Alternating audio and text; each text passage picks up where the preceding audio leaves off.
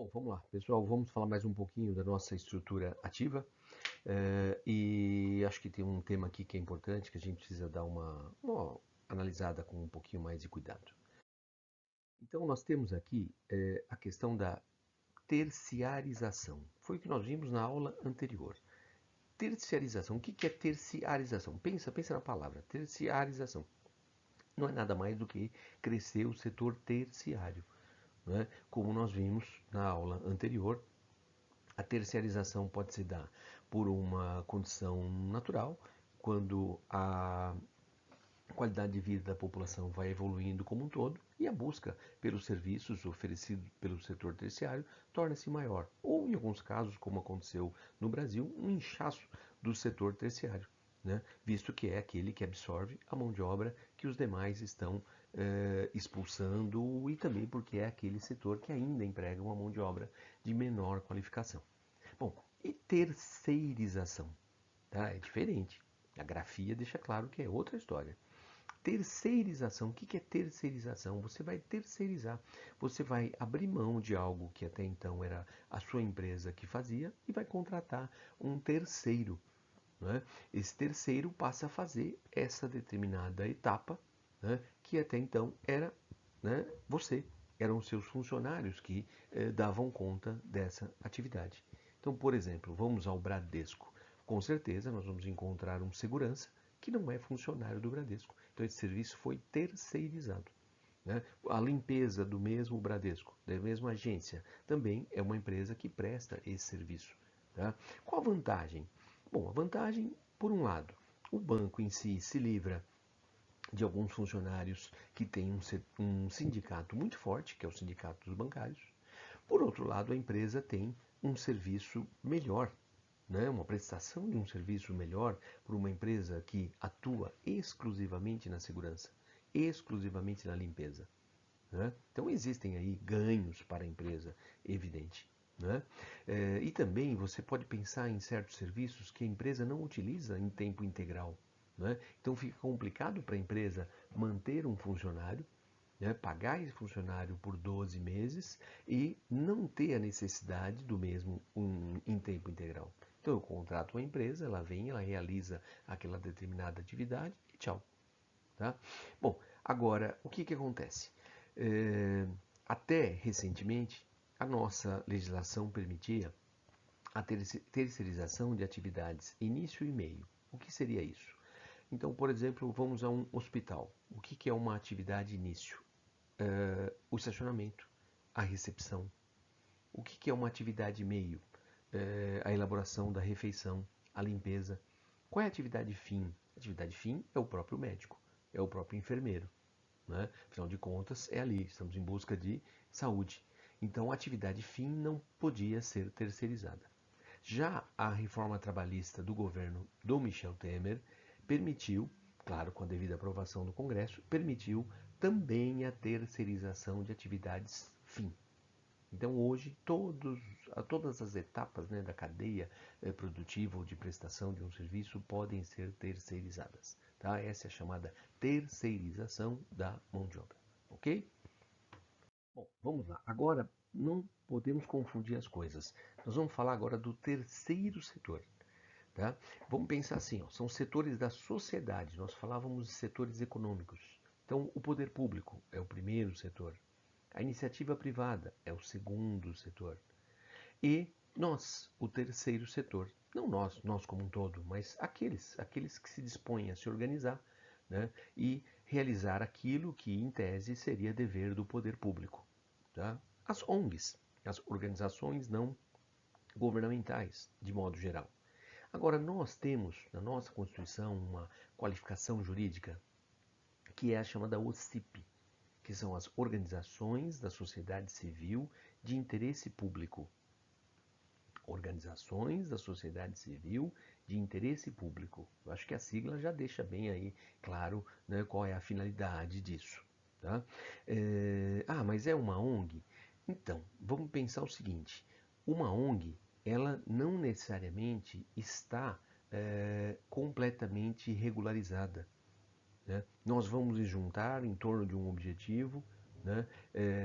E esse objetivo, digamos que pela Constituição, deveria ser dever do Estado. Nós estamos buscando educar idosos, nós estamos pensando em salvar uma determinada espécie, em recuperar um certo ecossistema. Então seria um atributo do poder público, mas esse se ausenta, então nós nos organizamos e vamos em busca disso. Tá? E nós criamos uma ONG. Ótimo. Agora, nós podemos o quê? Nós podemos requerer perante as autoridades o reconhecimento da nossa ONG como uma OCIP. E assim, nos tornamos uma empresa. Nos tornamos uma empresa, temos que prestar as devidas contas do quanto arrecadamos, do como gastamos, né? E assim nós temos condições de buscar recursos perante o poder público, né? Municipal, estadual, federal, não interessa aí qual é a esfera do poder. Né? Então vamos entender assim, que algumas ONGs podem ter o reconhecimento de OCIP, certo? Nem todas têm, evidentemente. Tá ok? E isso é um negócio complicado, por quê? Porque muitas ONGs buscam exatamente não querer esse reconhecimento, exatamente por não ter que prestar as devidas contas. E aí, então, seriam utilizadas para lavagem de dinheiro. Infelizmente, isso é uma realidade e não é só aqui no Brasil. Mas a gente sabe que isso existe aqui. Então, eu crio uma determinada ONG, estabeleço uma prioridade X, consigo contribuições e não tenho que prestar contas dessas contribuições. Por quê? Porque eu não regularizei a minha ONG. Né? Isso é uma falha, isso é uma discussão que está no Congresso já há um bom tempo, da necessidade de um maior monitoramento dessas ONGs que arrecadam recursos da população ou não, lavam dinheiro de drogas e outros, né, práticas ilícitas, pirataria e etc. E se acabam se resguardando, acabam se né, protegendo da própria legislação e facilitando assim a lavagem do dinheiro. Né? Esse é um problema tão complicado que, ó, olha aqui, ó. Só para não deixar nenhuma dúvida, né? Então a OCIP ela não é uma organização. Tá? Eu tenho uma organização, eu crio uma entidade e posteriormente eu busco o reconhecimento. Né? É como uma chancela, é como um rótulo, né, de OCIP. Quer dizer, eu estou conquistando perante as autoridades o reconhecimento como uma organização da sociedade civil de interesse público. E assim eu me comprometo a prestar contas. Mas nem sempre é isso que acontece. E daí uma porta gigantesca para que algumas organizações, né, que algumas ONGs, né, acabem sendo utilizadas para o desvio de recursos e para a lavagem do dinheiro. Né? Vamos entender que eu tenho um valor significativo, eu não posso gastar, eu tenho que provar como eu adquiri esse recurso e aí eu uso dessas entidades para tal. Né? E isso é muito ruim e é um embate político que está no nosso Congresso já há um bom tempo. Bom, para não deixar dúvida nenhuma sobre o quanto o tema é polêmico, vamos dar uma olhada nessa imagem. Brasil tem 820 mil ONGs, segundo um novo estudo realizado pelo IPEA, que é ligado ao governo federal. O Brasil fechou o ano de 17 com 820 mil ONGs existentes. A matéria é do mês 7 de 2018, um ano de embate político enorme. Tá? E qual que é a mensagem? A mensagem é que é simples, o governo está transferindo para estas organizações uma grana que deveria ir para educação, saúde, moradia, previdência e etc. Bom, agora, será que é fato? Isso aí, essa mensagem é real? Será que todas essas ONGs se encaixam na condição de OCIP? Elas recebem de fato o dinheiro do governo? Tá? Então é isso, vamos dar uma olhada na imagem seguinte.